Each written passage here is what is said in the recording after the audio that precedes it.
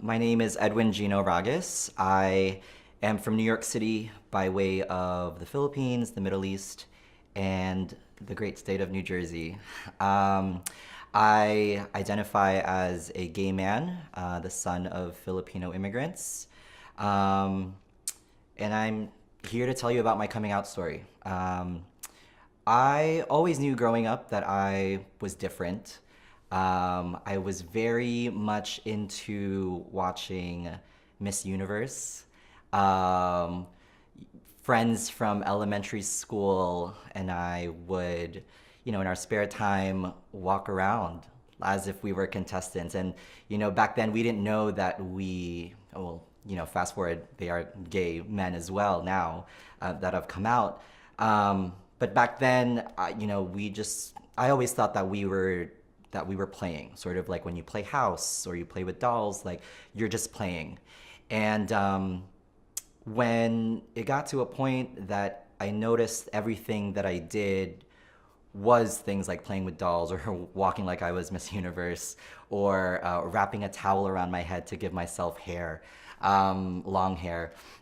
Um, I would always get scolded or I was by my dad or get teased or picked on by other kids. And it was always sort of a negative connotation to what I was doing. And, looking back on it now, I think that ultimately, made me think some type of way about who I was and being gay. Um, and I knew that was a part of me, but I really tried to distance myself from it because everything that I had been told growing up or shown or experienced was that it was a negative thing, right? And so I didn't want to be someone in this world that wasn't aligned with positivity. So I really tried to distance myself from that. I grew up in a very strict traditional Filipino household. Um, I, I'm very particular to not say Filipino American because I think that the household I grew up in was very much Filipino in the sense that you are all about working hard. You get scolded if you don't bring home straight A's. Coming from an immigrant family, I think the MO is always to sort of not stand out, right? You assimilate, you don't rock the boat. And I knew that there was this thing inside of me that potentially could break all of that. And so I did, again, my best to hide it and not give it any attention. Um, there were moments along the way in my life where this part of me would come up. For example, in middle school, um, I befriended a group of guys and I, really felt like one of the guys. Um, and one day they all stopped sitting next to me in class because a rumor was going around that I might be gay. So some of the other guys in our school started making fun of them, saying that you shouldn't be hanging out with Edwin because that kid's gay. And it was very easy for my friends, my boys, to stop talking to me. And when that happened, middle school was a very dark place or a dark time in my life because of that. Um, and I ended up actually joining a youth group. Part of being Filipino is you're very much rooted in the Catholic faith.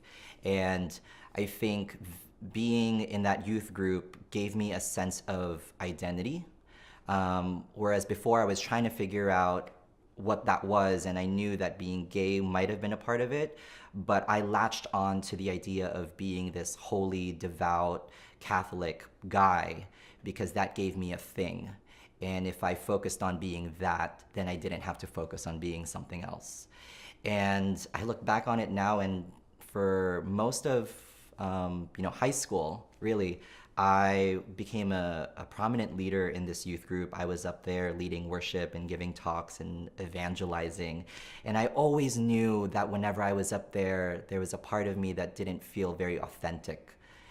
So fast forward to right after high school, I graduated and I went to a family party and ended up sitting at a table with a guy I had never known, I had never met before.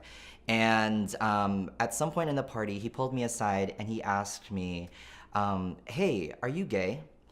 And again, I had always known that I was, or there was something different about me. And for some reason, there was something about that day and that moment where I felt like I needed to answer it honestly. And for the first time in my life, I said it out loud and I said, yes, yeah, I'm gay.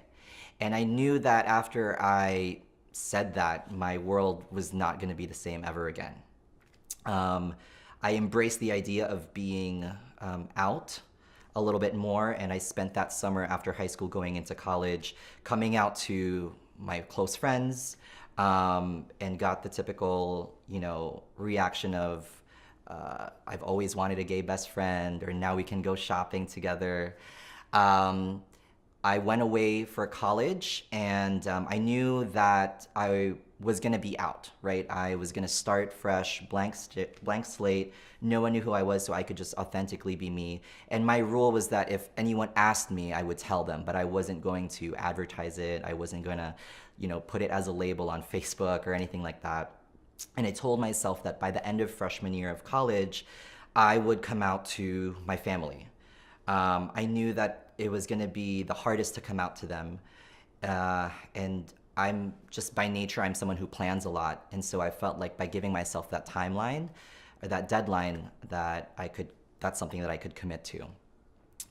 For end of freshman year came, I didn't do it. End of sophomore year, junior year, senior, I graduated. I still didn't tell my parents. I'd come out to my siblings at this point. But after graduation, after college, I had moved in to my parents' place for a few months, and decided to move out to an apartment in Brooklyn with some buddies from college. My move-in day was January 2nd. December 31st comes around, it's New Year's Eve, and maybe this is the fabulous glittery gay man in me who decided that he was gonna come out on New Year's Eve to his parents. So my parents were having dinner at a Japanese buffet. I called them and I, found out that they were there. They said, come have dinner with us. And I felt that this was the right moment to do it. We weren't at home. We were in a public space, so my mom could not, throw a table or, make a scene. And so I did. I went to meet up with them at the restaurant, and every time I opened my mouth to try and say it, the words wouldn't come out.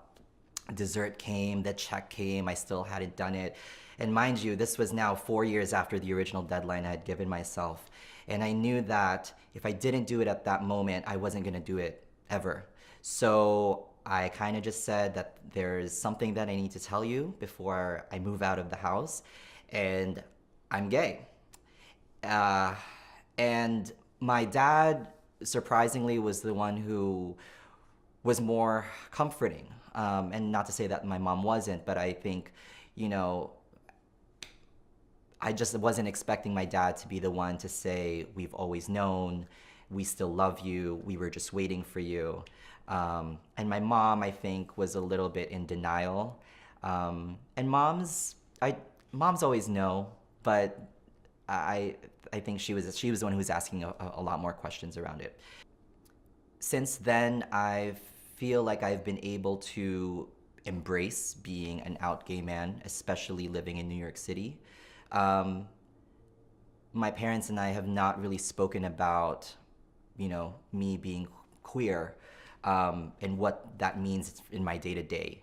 And I know that some of that is on me, right? Because I feel like I don't live at home, so I have the luxury of being out of sight and out of mind, and not having them sort of face it because I'm not as present. But I know that I want to make a more conscious effort to, just even insert, if I'm catching up with them, saying that I went to, instead of saying, oh, I went out for drinks at a bar, and, saying I went out to a gay bar, and just normalizing that. And I think that would be helpful. So I feel like I'm just processing this out loud now as I'm talking about it. I think that if there's three pieces of advice that I would give someone who maybe is in a similar situation as me, I would say that there's no perfect time to come out. You will, like me, probably plan and give yourself a deadline, but it's something that you have to come to terms with for yourself, and you will just know when it's your time to say it. The second is it's really important to surround yourself with a community and a tribe that is like you. And even if they're not like you, it's good to challenge yourself to, be more accepting of other people within the queer community.